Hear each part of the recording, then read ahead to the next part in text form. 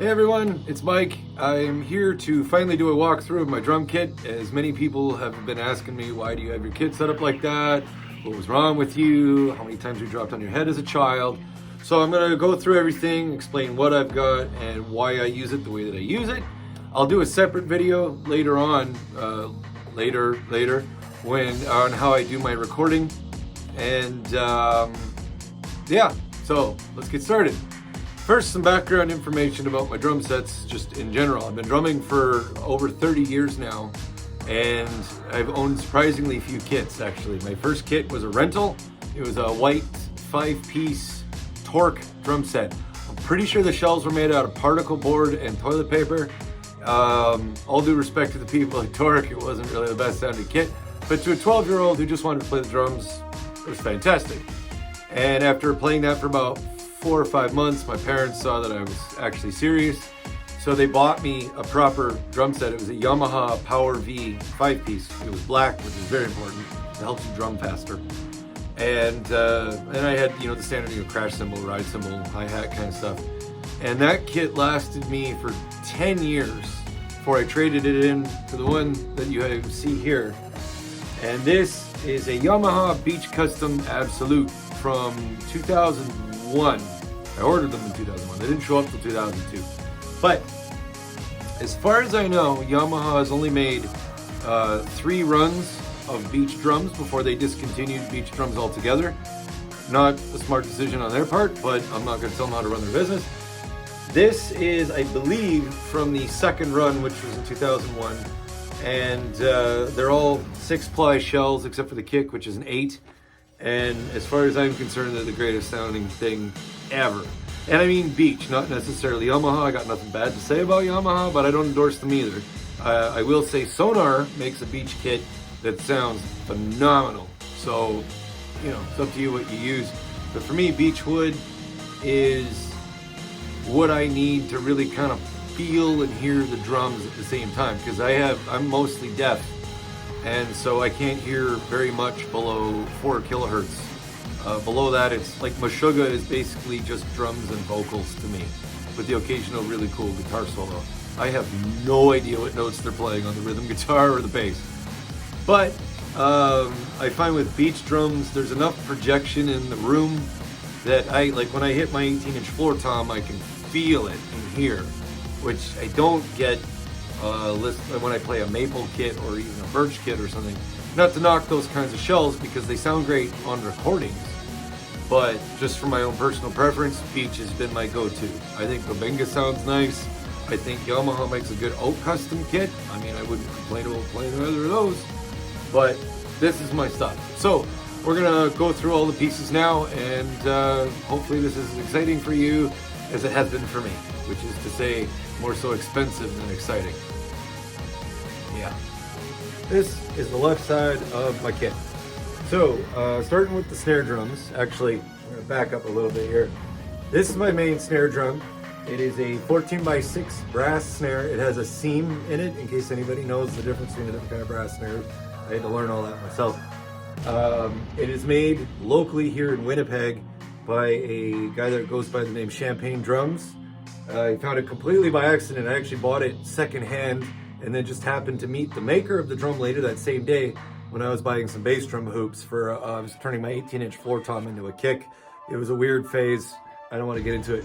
But I just happened to meet the guy who made this snare drum, and I got it in 2017. I was inspired to get a metal snare drum because I'd been using wood ones my whole life. And I played drums on an album called Ruin by a band called Wilt. They play black metal. If you're into that kind of thing, check them out. I think they go by Wilt Metal. You can Google their Bandcamp. I'm the drummer on the Ruin record. And Sean Deely, who works at Sweetwater in Fort Wayne, Indiana, engineered the record here in town. And he made a whole bunch of really great recommendations about just tweaking the sound of my kit, because it was good for live. But for the studio, everything I had was way too brash. I was using like a 21-inch Sweet Ride as a crash. And so he substituted everything with K crash rides and stuff, and gave me a Ludwig, not gave me, just for the session, a 14x6 Ludwig Black Beauty metal snare, and it just cut through everything just really, really well. So I went out and got a brass snare, and it has been my main snare since 2017. It's the main snare on my Hecaton Kyries record. You think it's be able to say that by now. So if you want to hear what it sounds like recorded by a good engineer rather than my covers, learning, go check that out. It's on my YouTube channel here. This is the main snare for that album. Over here is my old main snare. And when I bought this kit, pretty much around the same time, the guy who sold it to me at the local music store, there's this drum guy named Jeff Conwalchuk who knows like an insane amount of detail about drums. And he's the one who got me hooked on the Sound of Beach drum shells. And he phones me up and he says, "Hey Mike, guess what? We've got a beach snare to go with your beach kit." And of course I'm like, take my money. So this is the Akira Jimbo 13x7 beach snare. It was my main snare for about 15 years. I love it. It doesn't necessarily cut through a wall of guitars like you're going to find in some heavy metal, but for a lot of other music that I did and for doing top 40 gigs and stuff like that, this is probably the most versatile snare I've ever owned. Right now I have it tuned very, very low, which you can kind of hear. Oh, that's actually off. It's very kind of dry and dead. And you can hear this one on the Hecaton Kyries record as well. But I was using it only in certain sections, so the verses of Godzilla Never Dies Part 1 is a good example of where it really stands out. Same thing with the song Space Paranoids. And yeah, I really, really like this drum. This is a Yamaha 10x5 maple snare drum. It's actually, okay, I got a same Jeff guy, the guy was absolutely murder on my wallet there between about 2000 and 2003. But initially, he had one of these, it was in blue, and I always said, oh, if I can get one in black, because again, it's very important, it helps you play faster. So, it just so happened, they didn't make this in black, but he got his hands on one because it was like somebody put the wrong finish on it. Somebody called me up and said, "Hey, do you want it? It's a one of a kind." And I went, "Oh, okay," because I tend to say that when people say, "Hey, do you want drum gear?" So, it's 10x5 maple snare. I use it sometimes as a high-pitched tom. Again, you can hear it on the Hecaton Kyries record in the instrumental songs Hippie Digger and Urban Death Maze. It stands out quite a bit. But my only complaint about it is I have a hell of a time tuning it. Other people seem to have no trouble, but for some reason this one is a constant struggle. So there's that. But when it's in tune, it sounds amazing. This is my DW Pancake Gong Drum, which I bought strictly because I just always wanted to have a gong drum, and I thought, what the heck? And I saw Neil Peart using one. I wasn't sure if I wanted one of the ones that were like super deep, like in the Thunderstruck video that Chris Slade uses. And I saw on the R40 tour that Rush did, their last one, Neil Peart had one of these in the second set when they were doing the older stuff. And I thought I'd give it a go. It's a 20 by 2.5 maple shell, and it sounds surprisingly full given how shallow it is. Of course, the same could be said for its owner. But it's just, again, you feel it in your rib cage, and I just love that feeling. So that's what I got going on over here, the snares and this guy. Tom-wise, this is a 12 by 8. This is a 14 by 14, and then we're gonna go over to the other side of the kit.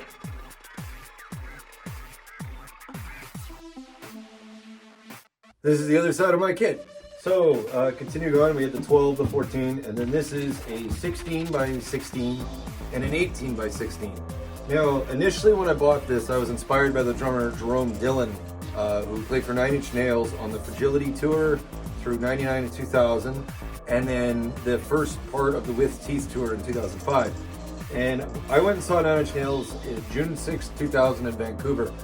And I was completely just, I can't really describe it. I was a Chris Vrenna fan, which, by the way, if you haven't watched the Woodstock performance, Woodstock 94, go watch that. The guy is the Neil Peart of industrial drumming, Chris Vrenna.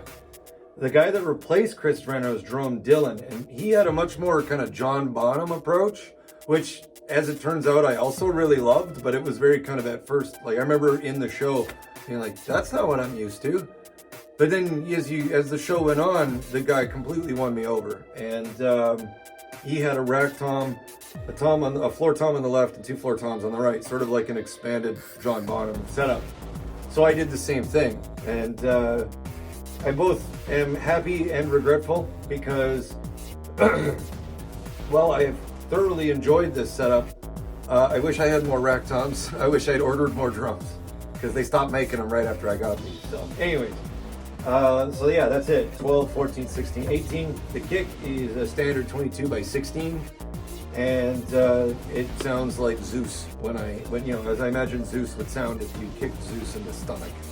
So, this is my SPD SX, and I'm just trying it out in this position because one of the albums I'm recording this summer, I'm making my next solo record. I'm actually recording 2 records, but one is a set of covers from the soundtrack of the first animated Transformers movie from 1986.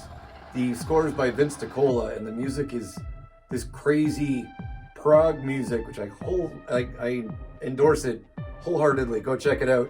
Vince DiCola, the Transformers soundtrack. There's a couple of actual songs on it, and then a bunch of sort of little soundscapey vignette things, as you would expect from the soundtrack. So I'm recording the 2 songs, and then a medley of all my favorite bits and pieces, which I will be doing with a guitarist who goes by the name Breadhenge. If you want to look him up on YouTube, I'll put a link below the video. He does a lot of great covers of like Transformers and Gargoyles and Batman and a bunch of stuff like that. And I've been working on it for about a year. Hopefully he's still on board to play guitar on it. Brett, if you're watching this, I'm sorry it's been taking so long.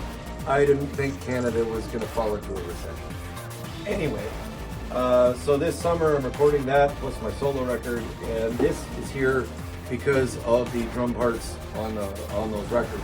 Actually, most of this setup has been dictated by the needs of those 2 records, which I'll do drum playthrough videos for those songs as those albums are released. Hopefully the Transformers one will be out later at the end of the year. Well, we'll see how the world goes. But I've been playing variations on this setup for a number of years, with the central hi-hat sort of being the main idea, and this is just the current iteration of that. Now, I mean, I could wake up tomorrow and move this over here and this over here, and here's why I did it. But this is what I got. Cymbal-wise, I'm currently using Zildjian K 16-inch dark hi-hats. I absolutely love these things. Again, they're really, really big, so they're full sounding, but they're not bright, so they don't cover up, you know, a lot of like guitar frequencies and keyboard frequencies. And it kind of gives you one of those best of both worlds kind of things. That said, none of the cymbals here are like specifically there because of those cymbals. It's more of like, I need a crash in this spot and I need a slash here or something, and so I base it more on that. So sometimes I'll switch these out with, I have 14-inch A custom hi-hats and 13-inch A custom hi-hats, and then a bunch of miscellaneous broken cymbals that I'll swap out and mix and match and blah, blah, blah, blah, blah. So that's what's right here. It's on a Pearl Eliminator hat, which is over here. I'll show the pedals in a bit. But, I'm more or less happy with it. I mean, the Eliminator pedal's fun. Again, I got nothing bad to say about what Pearl does. It's different from a standard hi-hat. I find heel splashes really, really difficult on this. It could just be that I suck, but it is trickier to do than with a standard hi-hat stand, so something to bear in mind. But beyond that, once you adjust this, I got nothing to complain about beyond that. This is just an X-hat. Basically, I put whatever I need there that is of a hi-hat or stack nature. Right now, it's 13-inch K-hats, and as you can see, the top is broken. I bought these, I think, in 1996, and so they're pretty old. But you can match the Dyno Beat bottom with an A custom bottom, put the A custom bottom on the top, and you get the crispest, brightest hi-hats you'll ever have in your life. The Sean Dealey guy who engineered that Wilt record was actually sickened to his very soul by how bright those hi-hats were when I used them on the record. I should also say all my hi-hats are upside down, so I'm always playing the bottom cymbal on the top. I do that just because the bottom cymbal's thicker. I'm a bit ham-fisted, and so I just get more life out of my cymbals before I break them if I put the heavier one on top. So that's that. So yeah, basically this will be hi-hats or a stack of some kind. Over here we have another stack. This is an 8-inch K-Splash that's broken, and the bell of a 20-inch China Trash that has been cut down. And so that will live there. Splash cymbals right now, I've got a 6-inch A Custom Splash, a 10-inch A Custom Splash. I really like A Custom cymbals, but I've sort of moved away from them over the years because I like the sort of softer element of the Ks, like the darker aspect of the Ks. I find they suit my playing style a little better, but I used to use A Customs all the time, and I still love A Custom splashes. They just really kind of sing. This is a 12-inch K Dark Splash. Again, I could swap these out for bells or other splashes. It's just where I would put splash or effects cymbals. It's not necessarily like this is only ever going to hold a 12-inch splash. It might. I might never be able to afford cymbals again. But, and then 16-inch China Boy. Again, same thing. I've just put a China here. I've had this since probably 1996.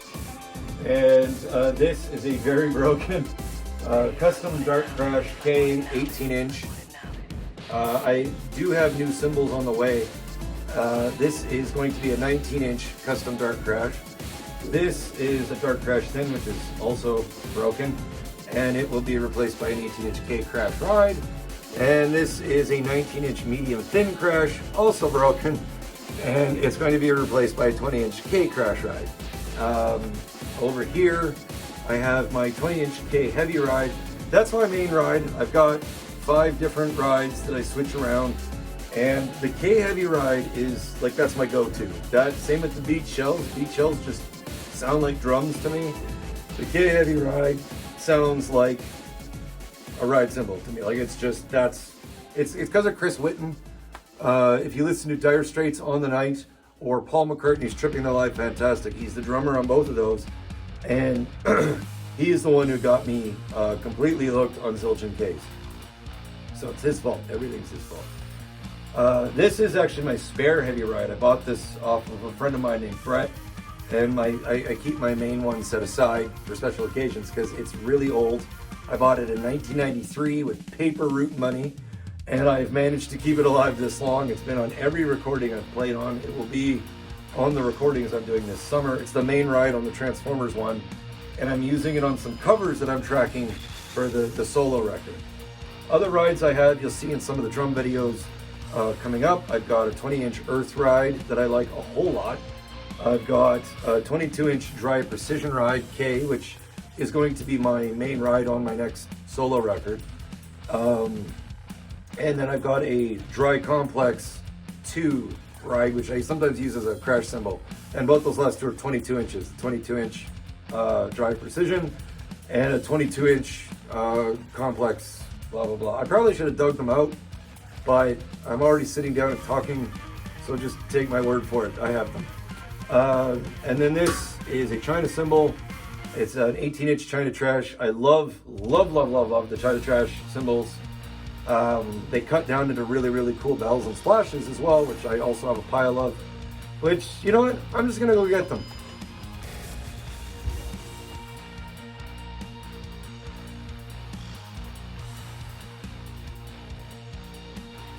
All right, remember when I said I put stacks there? This is a pairing that I'm a big fan of. It's the 12-inch China Trash, which, as you can see, has taken a bite out of it.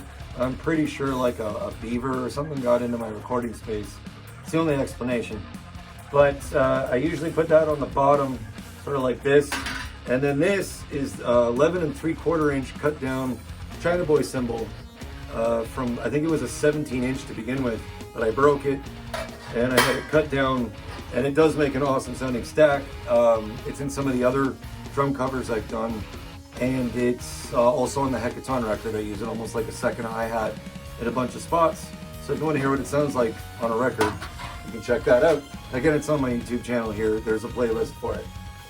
And then a lot of times with my broken cymbals, I'll get them cut down into stuff like this. And like here's two China trashes that I had cut into different sizes. I don't use them that often, but I do use them. And this was one of the few Sabian cymbals I ever used. I use Zildjian just because I like them. Again, I don't endorse Zildjian. I don't think they know they exist. I've been to the Sabian factory actually, and they were lovely people. They showed us all around the place. They let us watch cymbals being made. And there's a lot of Sabian cymbals that I do actually like quite a bit.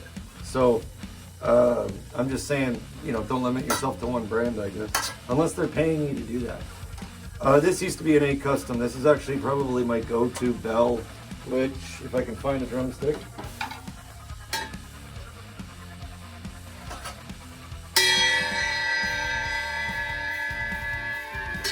It's pretty good. It's like if you want to play Davidian by Machine Head, yeah, use this. Same thing with these guys. This used to be a remix hi-hat, and this was an A Custom as well. And this was just, you know, run-of-the-mill A crash of one kind or another. So that's what I do with my broken cymbals. That's what I'll be doing with these three as well. And sometimes you can make little stacks out of them. Sometimes you can make hi-hats out of them. And it's just, I guess most importantly, it gives you a chance to extend the insane amount of money that you put into it in the first place. So that's why I keep everything. But anyway, that's my cymbal setup. Again, like, I'll put whatever I need to, wherever I need to, but these are the spots where everything goes. And generally this will always be a crash of some kind, so will this. This will probably be a China all the time, but I might change what kind of China, that kind of thing. I sort of have a core sound that I like, which you see here, but I will change things up for specific songs, both for recording and for the drum carvers. You'll see I change out my rides a few times. So that's basically the top side of the drum kit, and then we're gonna go down to where the feet live. Welcome to the downside of drumming. I know what I said.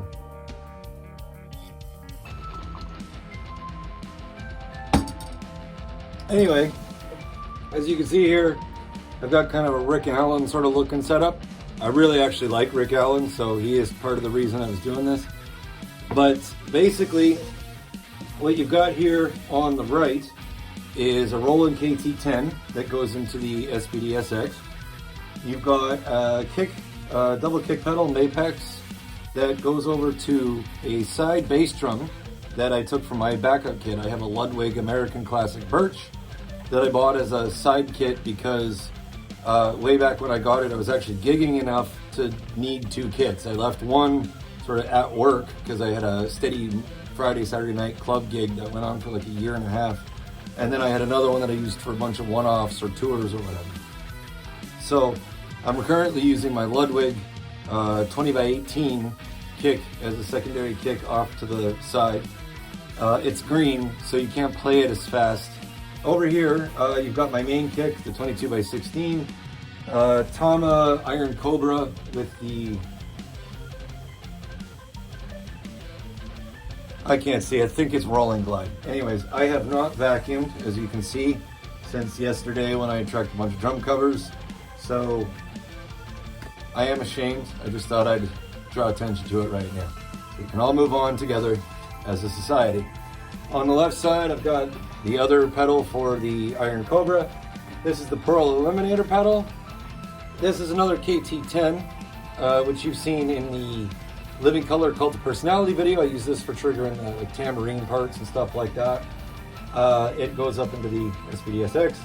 And this is a KT9, which also goes up in the SPD SX. I don't use this very often, so it's never really plugged in. So if you see in the videos, they're not plugged in, like I'm not miming. I'm just not using this one. I'm limited in terms of the number of ins that I can use. So generally speaking, this is just sort of here so that I'm used to it, rather than taking it in and out of the box every other time that I need it. I'm using it on the solo record though, because there's a couple spots where the drums switch to almost entirely electronic, and I use it as a hi-hat pedal. So that's why it's there. So E hi-hat, E whatever I want. Totally took the idea from Neil Peart. This is the hi-hat, standard kick drum, side kick drum, and another kick trigger. And That's what I do down there. I'm going to try to incorporate more foot cam stuff, but actually that might draw the wrong audience. I just realized that I hadn't actually explained why I set things up the way that I have, so I'm just going to do that real quick. Now, is basically I used to have a hi-hat there and a hi-hat there. And so, right hand hi-hat, left hand hi-hat, and I played the standard crossover arm thing like most right-hand drummers do. And I decided rather than having two hi-hats, which is how I did the Hekaton record, I had this hi-hat over here, and then I had a regular hi-hat stand to the left of my snare. I decided to just put the hi-hats in the middle, which I'd been toying with off and on for years after seeing a Bill Bruford ad for Thomas Star Classic. And he had his hi-hats right in the middle, and then his floor toms set out to the side, kind of like a timpani setup. I don't know if any of you played in high school band. I did. So when I saw the timpani setup, I was like, oh yeah, I'm gonna do that. And I gave it a shot, and it takes some rewiring mentally, because suddenly half your toms are over there and they're not necessarily going in order melodically and this sort of thing. You have an identity crisis, some of your hair falls out, that sort of thing. But you get over it and eventually you start doing cool stuff. So this is basically right here so that I can play left or right, doesn't matter. And then tom-wise, let's move my seat. So tom-wise, basically I've played around with different arrangements based on this setup. I used to do 12, 14, 16, 18 so that I could go right, left, right, and still descend melodically like a normal drum set. The reason I'm not doing that this time is because with the cable hat down there, which I'll show you in a second, it sticks up too high, and the 16-inch tom, like the cable will go up into the bottom head, and then it messes with the resonance. The 14-inch is shallow enough that the cable has room to come out without leaning up against the bottom head. Basically, it was a compromise I had to make. But otherwise, if I had my druthers, this would be over here and vice versa. So that's basically it. It has definitely opened up a lot of options for my left side, because it is my laziest side. Usually I'm busy drumming with this side and I turn around on this side smoking weed and watching cartoons. It's very irresponsible. So now I'm putting it to work, and sometimes I do drum fills just with my left side now while I keep time with the right. Having a tom in the left is something that's just really, really fun, and what I would recommend to anybody. But yeah, in this case I've got two. And it takes, again, as I said, like some mental rewiring when you want to do like classic Rush songs and you're so used to doing this, and suddenly you got to go like, and there's some tears involved, but you get over it and you move on. So yeah, that's more or less why I have it set up this way, is that Bill Bruford ad. Danny Carey from Tool does as well. He's got his tom still in the tradition, like smallest to largest arrangement. But he does do the hi-hat in the middle thing quite well. And obviously he's Dan Carey. And yeah, that's why I do that. It's just because I'm mostly ambidextrous and I'm trying to make my left side not lazy, because it's really, really lazy. All right, that's my drum set. I know I rambled for a long, long time. I tend to do that. But if you have any more questions, feel free to ask.